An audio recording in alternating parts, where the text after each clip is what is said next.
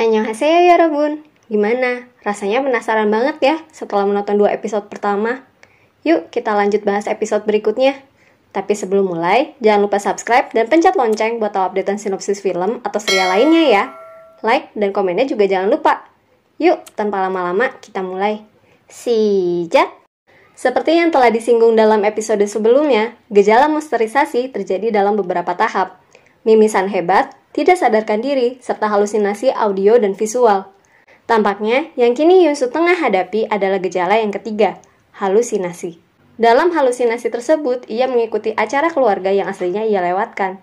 Ia juga sempat mengungkapkan perasaan terpendamnya pada sang ayah, ibu, dan adik.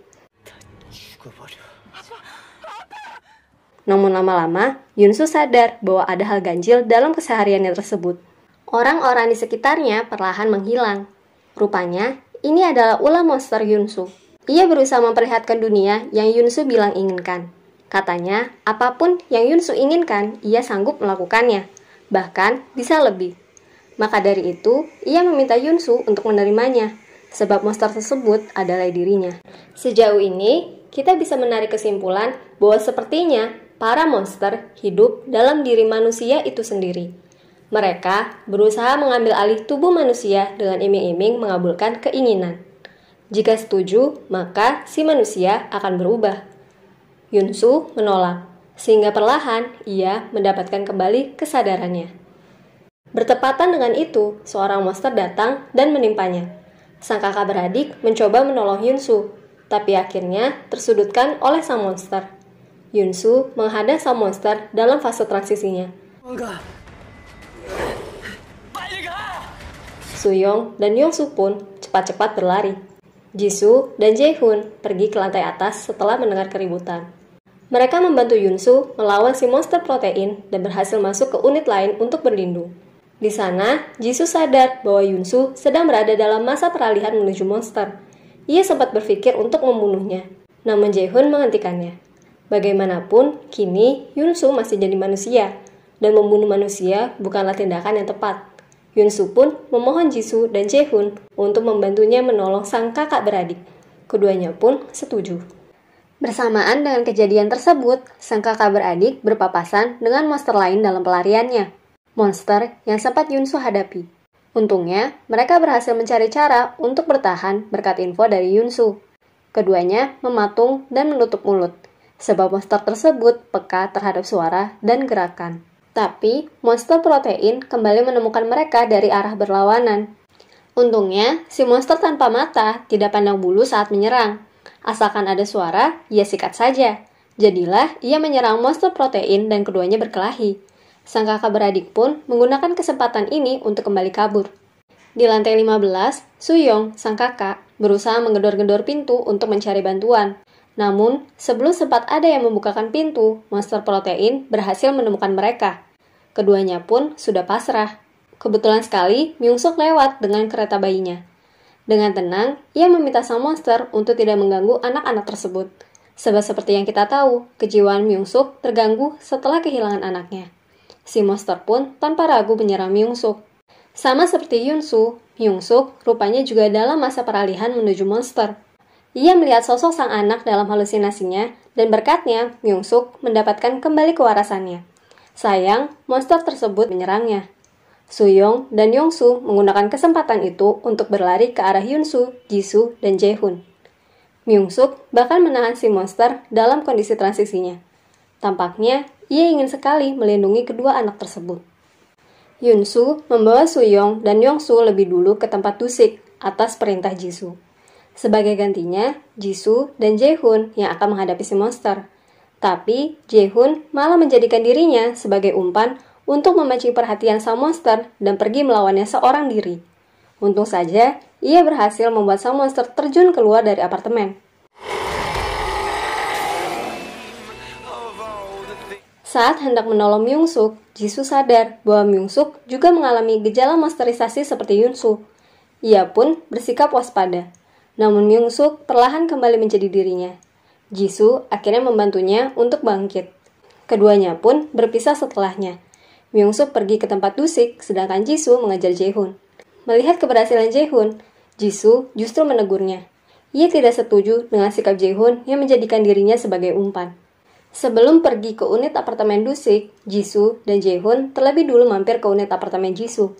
Di sana, ia mengemasi barang-barang yang perlu ia bawa, beserta basnya. Bas yang rupanya dulu ia dapatkan dari mantan pacarnya yang meninggal bunuh diri. Semuanya pun berkumpul di apartemen Dusik dan makan bersama. Tampaknya, ini pertama kalinya Yoon-soo makan bersama lagi dengan orang lain setelah sekian lama. Suasana makan bersama itu jauh dari kata ceria. Semuanya tampak putus asa dengan keadaan.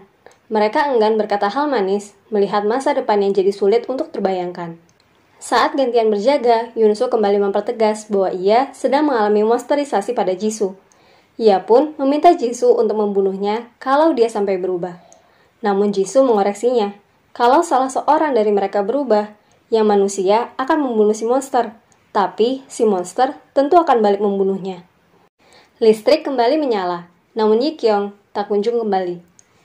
Ternyata peringatan yang Ye-in sampaikan benar, ada monster di bawah sana. Yi Kyung tertangkap dan terkurung dalam jaring monster laba-laba. Seseorang juga tampak mengunci pintu ruangan tempat ia berada. Melihat dari penampilannya, sepertinya Bapak Satpam ya. Tapi, kenapa dia mengunci Yi Kyung? Kulkas kembali berfungsi, tapi Suk-hyun malah dengan egoisnya mengunci rapat pintu toko swalayan. Orang-orang harus tetap membeli dan membayar barang jualannya dengan uang. Di tengah keributan itu, Yoon-jae datang sambil menawarkan makanan yang ia punya. Yoon-jae sendiri awalnya diceritakan sebagai sosok tawanan Sang-wook, yang kebetulan Jisoo dan Jae-hoon bebaskan. Namun, ada yang aneh pada karakternya. Ia terlihat tenang sekali saat melihat jasad, bahkan familiar tentangnya. Darah juga secara samar terlihat dalam koper yang ia bawa, membuat Ye-in waspada terhadapnya. Eun-yuk membuat pengumuman lewat radio apartemen. Ia meminta para penghuni untuk turun ke lantai 1. Selain karena cukup aman, berkumpul bersama dalam keadaan seperti ini adalah opsi terbaik. Jin-ok menggunakan kesempatan tersebut untuk membuka penghalang pintu utama. Ia membukanya setelah melihat bahwa anaknya berhasil sampai ke depan kompleks apartemen menggunakan Google Maps. Para penghuni lain yang melihat kejadian tersebut segera menghentikannya. Namun rupanya, sang anak betul-betul datang. Ia berlari dan jatuh di tengah-tengah. Melihat kondisinya yang kesulitan berjalan, sang tentara berlari keluar untuk membantunya. Tapi tiba-tiba saja, monster berlidah panjang muncul dan menusuk keduanya. Melihatnya, Eun-yuk dengan sigap kembali menutup pintu. Jin-ok menangis histeris sambil menyalahkan Eun-yuk. Menurutnya, Eun-yuk telah membunuh putrinya. Kalau saja Eun-yuk membiarkan pintu itu terbuka lebih awal, mungkin putrinya kini selamat. Penghuni lain pun diam-diam berpendapat serupa. Eun-yuk dinilai tidak berperasaan.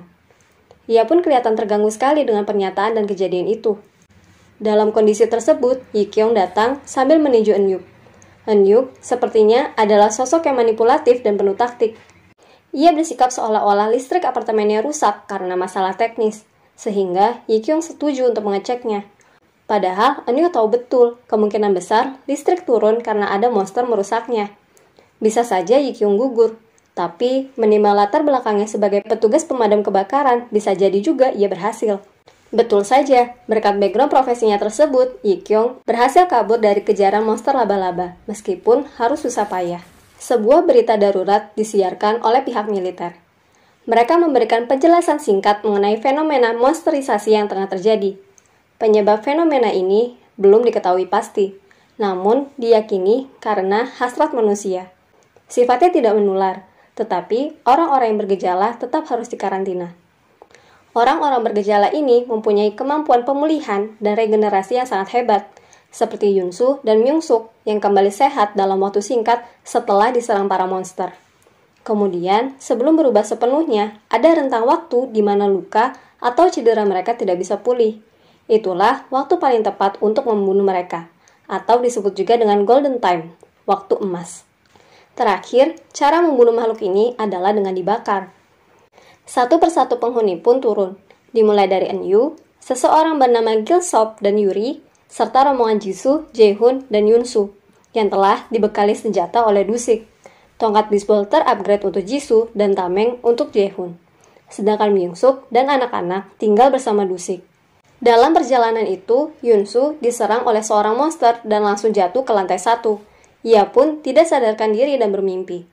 Berbeda dengan halusinasi sebelumnya, kali ini Yun-soo kelihatan sedih sekali atas kematian keluarganya. Tampaknya, ucapan Yun-soo tentang ingin semua orang menghilang itu tidak benar. Jauh di dalam dirinya, bukan itulah yang sebenarnya ia inginkan. Kita juga diperlihatkan ketakutan Yun-soo. Ia khawatir orang-orang akan mengasingkannya setelah tahu dirinya mengalami gejala monsterisasi. Saat terbangun, Yun-soo langsung bertanya keadaan Jisoo dan Jae-hoon pada Eun-yu yang ada di sampingnya. Namun Eun-yu justru menyuruh Yun-soo untuk mencemaskan dirinya sendiri. Eun-yu datang. Melihat keadaan Yun-soo yang baik-baik saja setelah jatuh dari lantai 9, dia langsung tahu kalau Yun-soo sedang ada dalam masa peralihan. Kecepatan regenerasi dalam waktu emas menyelamatkannya. Ironis. Bagaimana istilah waktu emas yang dulu biasanya diartikan sebagai waktu kritikal untuk menyelamatkan hidup seseorang, kini berganti makna menjadi waktu terbaik untuk menghancurkan hidup seseorang. Ia pun berkata agar Yun-soo bersiap diri. Kedepannya, Yun-soo akan mengalami hal yang lebih sulit. Betul saja, para penghuni memandangnya dingin setelah mengetahui fakta bahwa ia tengah mengalami gejala monsterisasi, terutama Suk-hyun. Eun-yu menggelar rapat. Rencananya, mereka akan voting untuk menentukan apakah Yun-soo boleh bergabung bersama mereka atau diasingkan. Voting yang dilakukan pun menggunakan sistem anonim, sehingga tidak ada tekanan dalam memberikan suara. Tampaknya, setelah kejadian Putri Jin-ok, Eun-yu belajar untuk menentukan pilihan secara bersama. Orang-orang kan bilang, membiarkan Putri Jin-ok di luar sana termasuk pembunuhan. Maka, mengusir Hyun-soo saat ini juga sama-sama pembunuhan. Suk-hyun adalah orang yang paling menentang pemungutan suara ini, sebab menurutnya Yun-soo membahayakan dan sudah sepantasnya ia diusir. Dia pun berulang kali memaksakan pendapatnya ke semua orang, terutama ke istrinya. Beruntung, Ye-in dan Yi-kyung membelanya. Hasil voting sementara adalah seri. 8 orang setuju Yun-soo diasingkan dan 8 orang menentang. Saat kertas suara terakhir dibuka, hasilnya ini, lambang bulat dan silang, artinya setuju dan tidak setuju, alias tidak sah. Tampaknya ini yang menjadi simbol di judul drama ya. Suk-hyun kesal sekali melihatnya. Ia marah-marah karena hasilnya tidak sesuai dengan yang ia harapkan. Di tengah-tengah itu, Suk-hyun tiba-tiba mengalami mimisan parah. Ia pun berusaha menyangkal dirinya bergejala, namun saat dia ingin kabur, Yun-soo muncul. Yun-soo menyuruh Suk-hyun untuk bersiap menghadapi monster dalam dirinya. Ia juga bertanya, apakah ia punya hak pilih? Kalau iya, dan ia memilih setuju, maka artinya baik Yun-soo maupun Suk-hyun harus diasingkan. Hal ini tentunya akan menjadi bumerang balik untuk Suk-hyun. Suk-hyun pun pingsan setelahnya. Setelahnya, para penghuni berbincang mengenai cara membunuh orang-orang yang mengalami monsterisasi, juga mengenai penyebab fenomena ini terjadi. Sepertinya, beberapa orang masih tidak percaya dengan pernyataan pemerintah. Ji-eun menutup perdebatan tersebut dengan berkata bahwa mereka tengah diberikan hukuman oleh Tuhan. Eun-yu setuju mendengarnya. Kemudian, Eun-yu memperjelas, karena fenomena ini disebabkan oleh hasrat manusia, dan mereka semua adalah manusia, maka kita tidak tahu giliran siapa berikutnya. Semua orang bisa saja berubah, semuanya pun langsung diam. Begitu Suk-hyun sadar, Yun-soo mempertegas bahwa ia sudah jelas bergejala. Ia mengalami mimisan parah disusul tidak sadarkan diri. Tanpa rasa malu atas sikapnya yang kasar kepada Yun-soo sebelumnya, Suk-hyun malah bertanya apa kiat-kiat Yun-soo hingga bisa bertahan. Yun-soo pun menjawab bahwa saat ini cara yang ia tahu hanya satu, ia harus mengendalikan dirinya. Sun-young tampak sedih setelah mengetahui suaminya bergejala. Sekalipun Suk-hyun selama ini bersikap kasar terhadapnya. Tampaknya ia mempunyai empati yang besar. Waktu tahu masalah Jin-ok dan Yi-kyung yang kehilangan calon suaminya sebelum menikah saja, ia kelihatan ikut bersedih. Sampai-sampai ia menaruh perhatian besar pada Yi-kyung, seperti menyiapkannya makanan sampai memberikannya tes pack setelah tahu ia sempat mual-mual. Yun-jae bersikap aneh. Ia kelihatan senang sekali waktu tahu Hyun-soo tidak mati sekalipun sudah terluka parah. Kemudian, ia berpapasan dengan Sang-wook dan Sang-wook langsung menghajarnya. Sebelum kabur, Sang-wook berhasil mengambil sesuatu dari Yun-jae. Kelihatannya kunci. Kira-kira kunci apaan ya? Dalam keadaan babak belur, Yoonjae berpapasan dengan penghuni lain. Ia mengaku kalau dia mengalami gejala dan minta ikut diasingkan. Jaehoon yang sadar ada sesuatu antara Yoonjae dan Sang-wook langsung memberhentikan Yoonjae sebelum masuk ke ruang isolasi. Namun, dia malah bersikeras mengurung dirinya sendiri. Rupanya benar, Yoonjae sepertinya seorang psycho. Dia ingin sekali menjadi monster. Ia bahkan sampai bertanya pada Yoon-soo bagaimana caranya agar ia pun bisa berubah. Tampaknya, ia ingin menjadi kuat dan tidak terkalahkan. Eun-yuk melihat tameng yang Jaehoon bawa dan bertanya siapa yang membuatnya. Kita pun dibawa kembali melihat kondisi Dusik, Myung-suk, dan anak-anak. Myung-suk belum keluar dari kamar mandi sejak sejam yang lalu. Sebenarnya, memang sempat ada adegan di mana gejala monsterisasi Myung-suk bertambah parah. Dusik pun membawa senapannya sambil membuka kamar mandi. Di sana, kita bisa melihat Myung-suk dalam bentuk barunya. Ia sudah bertransformasi menjadi monster seutuhnya, berbentuk embrio. Mengingat hasrat terbesarnya adalah memiliki anak, tampaknya kini ia menjadi anak itu sendiri. Jangan kelewatan sinopsis episode Sweet Home selanjutnya ya. Annyeong!